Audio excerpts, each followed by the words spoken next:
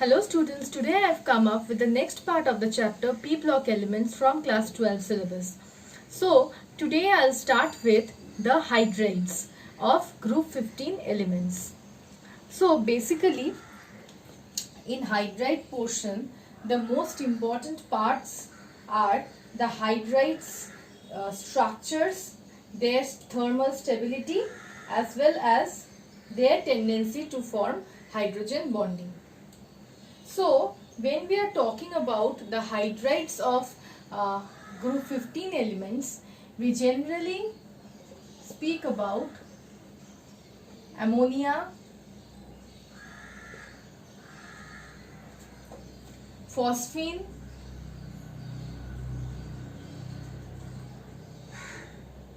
arsine,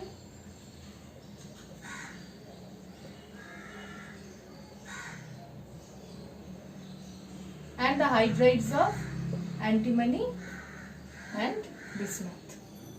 So we generally talk about these hydrides when we are talking about the hydrides of group 15 elements. Okay, so the first part that is important is the structure of these hydrides. So in the chemical bonding chapter from class 11, we have already known that the structure of ammonia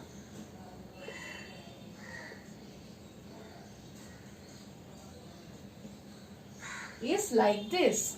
Means here the nitrogen atom is sp3 hybridized, means nitrogen is the central atom and it is sp3 hybridized, and it has the ideal geometry of tetrahedral. But see, you can see the presence of one lone pair here. We all know that lone pair, bond pair,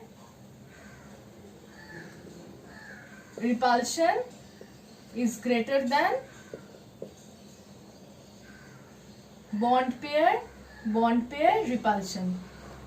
As a result, the bond angle of HNH in case of tetrahedral should have been, the ideal one should have been 109.28, but because of the presence of lone pair, we all know that lone pair bond pair repulsion is greater than bond pair repulsion, and hence the HNH bond angle reduces to 107.8 degree. That's why we can say that the ideal geometry was tetrahedral because of the hybridization of the central atom, but because of the presence of this lone pair, the actual geometry changes to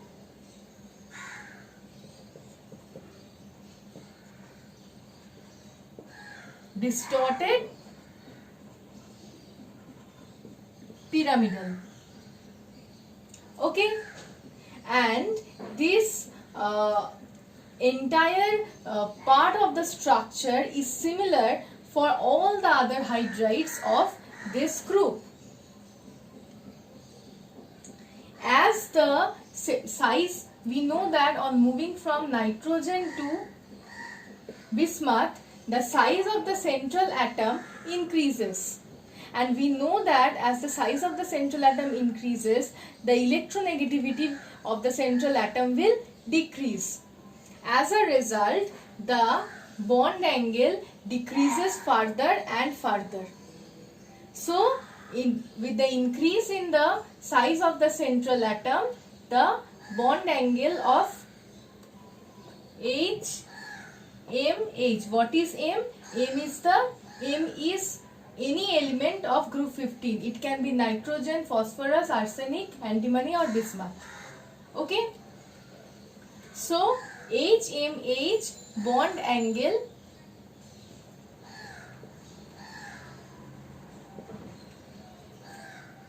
decreases with increase in size of M. Okay, so this is about the structure of the hydrides. Next is the thermal stability.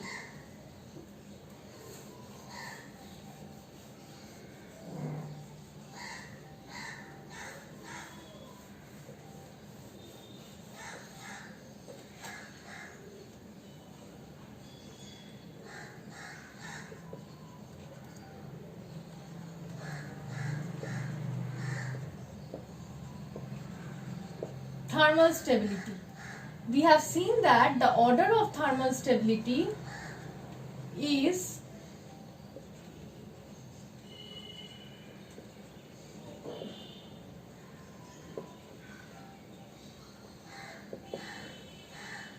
like this. This is the thermal stability order. Now the question is, why is that so? See, hydrogen is a small sized atom. Hydrogen is a small sized atom. So the orbitals of hydrogen is just 1s. Hydrogen has just one shell and having one subshell, that is 1s.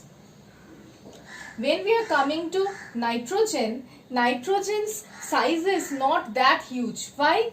Because nitrogen has only two shells, 1s and 2s2p, means quantum number 1 and quantum number 2. Nitrogen has two shells. So the size of nitrogen is not that huge. So I am not showing P, S, the shape of the orbitals in a different way, but because that is not needed here. I am just showing this just to make you understand well.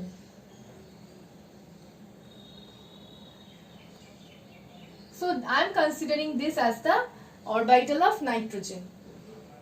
But the orbital of phosphorus size, just think of it, phosphorus has 3 shells. Size of hydrogen remains constant.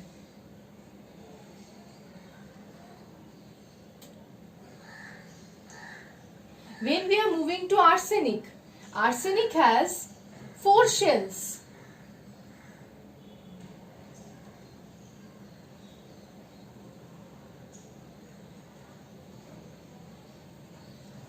Like this, looking at these diagrams, I think you have guessed it by now that what I am trying to say. You can see that both the small sized orbitals of both the orbitals of the small sized atoms, the overlap between them will be much better because there is a proper matching of orbitals. But as the size increases, the orbital size also increases. As a result, there will be a mismatch between the orbitals. And so, here the overlap between the matching orbitals will be best.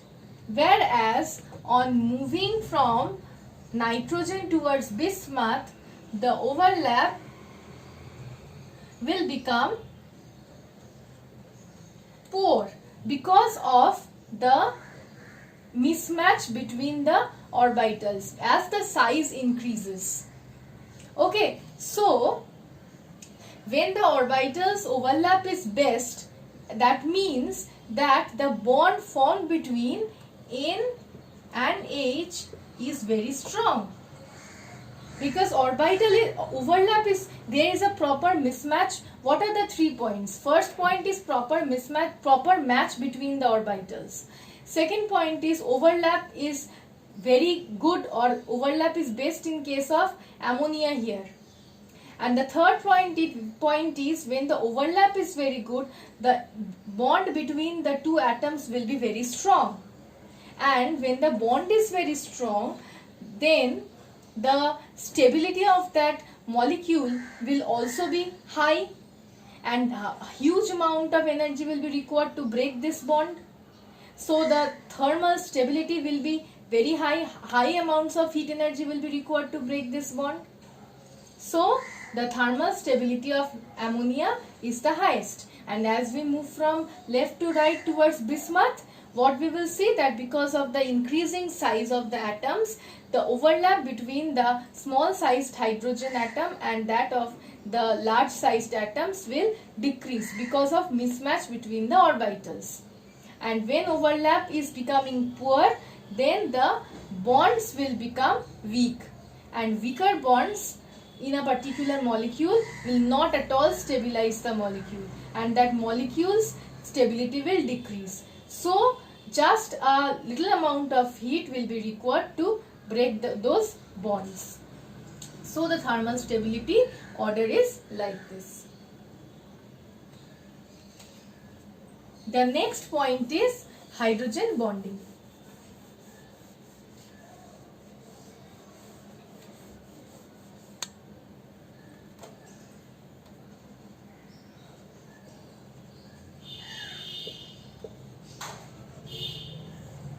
Okay, hydrogen bonding. Among all the hydrides, only ammonia will show hydrogen bonding. Now, why only ammonia will show? Because what we have known that on moving down the group, the electronegativity will decrease. So, ammonia's nitrogen has the highest electronegativity. Nitrogen is electronegative in nature, and hydrogen's electronegativity is less. So there is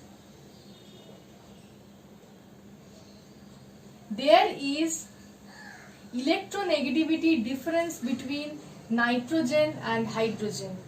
So a partial positive charge will develop on hydrogen and a partial negative charge will develop on nitrogen. This makes the NH bond polar in nature. And so what will it do? It will form hydrogen bonding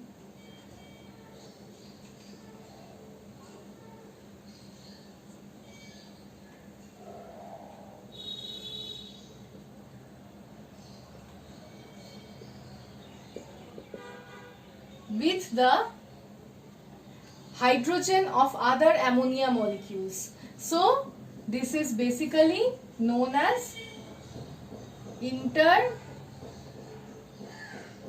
intermolecular hydrogen bonding. This is basically known as intermolecular hydrogen bonding. That's why the boiling point of ammonia is very high. Okay, another point I need to add is that water molecule. We all know about water molecule. We all also know that water is a polar solvent, which means that the electronegativity difference between hydrogen and oxygen is also very high, because oxygen is even more electronegative than nitrogen. So the OH bonds of water are also polar. So what happens? Ammonia in contact with water will form intermolecular hydrogen bonding with water. As a result, ammonia is highly soluble in water because it will form intermolecular hydrogen bonding with the water molecules, making it highly soluble in water. So this is about the various properties of the hydrides. So in the next video we will start with the halides and we'll conclude the group 15 elements. In fact, we'll conclude the p block elements chapter by talking about the oxides of the group 15 elements. Basically the structures of oxides are only important, nothing else is important in that part. Okay, so thank you.